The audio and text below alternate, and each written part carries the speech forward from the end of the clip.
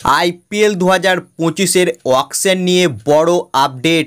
হ্যাঁ friends, IPL 2025 জন্য mega auction হতে চলেছে। আর এই মেগা অকশনের আগে কিছু নিয়ম পরিবর্তন করতে পারে বিসিসিআই। এবং কবে হবে আইপিএল 2025 মেগা অকশন, তো যেটা শোনা যাচ্ছে যে সম্ভবত ডিসেম্বর মাসের শেষ সপ্তাহে আইপিএল 2025 জন্য মেগা অকশন হতে পারে। এবং এবারের মেগা অকশনের আগে কিছু নিয়মে পরিবর্তন দেখা যেতে পারে। যেটা শোনা যাচ্ছে যে প্লেয়ার রিটেনশন যে নিয়ম ছিল সেটা কিন্তু পরিবর্তন হতে পারে এবছর। এর আগে আমরা জানতাম যে মেগা অকশনের আগে মাত্র 4 জন প্লেয়ারকেই রিটেন করা যেত, তবে এবছর কিন্তু সেই প্লেয়ার রিটেনশন কিন্তু বাড়তে পারে।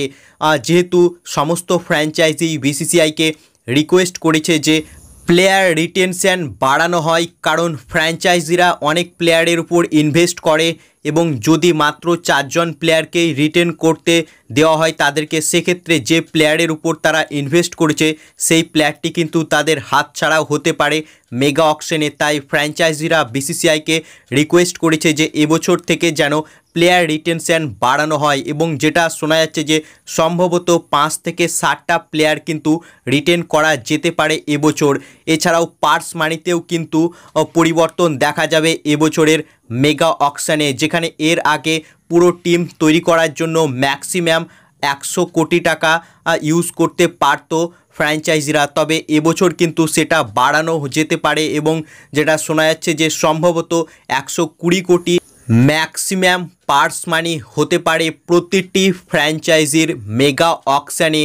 এছাড়াও ইম্প্যাক্ট প্লেয়ারের যে নিয়ম রয়েছে সেই নিয়মটাকে তুলে নেওয়ার জন্য বিসিসিআইকে অনেকেই রিকোয়েস্ট করেছে, তবে যেটা রিপোর্ট শোনা যাচ্ছে যে ইম্প্যাক্ট প্লেয়ারের নিয়ম কিন্তু 2025 সালের আইপিএলেও থাকবে, অর্থাৎ বিসিসিআই কিন্তু এই নিয়মটা উইথড্র করবে না। তবে ব্যালেন্স অর্থাৎ টিম ব্যালেন্সে কিন্তু বৃদ্ধি দেখতে পাবো আমরা আইপিএল 2025 মেগা অকশনে। এছাড়াও প্লেয়ার রিটেনশনেও কিন্তু প্লেয়ার রিটেনশন সংখ্যাও বাড়তে পারে মেগা অকশনের আগে, অর্থাৎ যেটা শোনা যাচ্ছে যে 5 থেকে 7 জন প্লেয়ারকে কিন্তু রিটেন করে রাখতে পারে এবছর প্রত্যেকটি টিম। তো এই ছিল আইপিএল 2025 মেগা অকশনকে নিয়ে কয়েকটি আপডেট।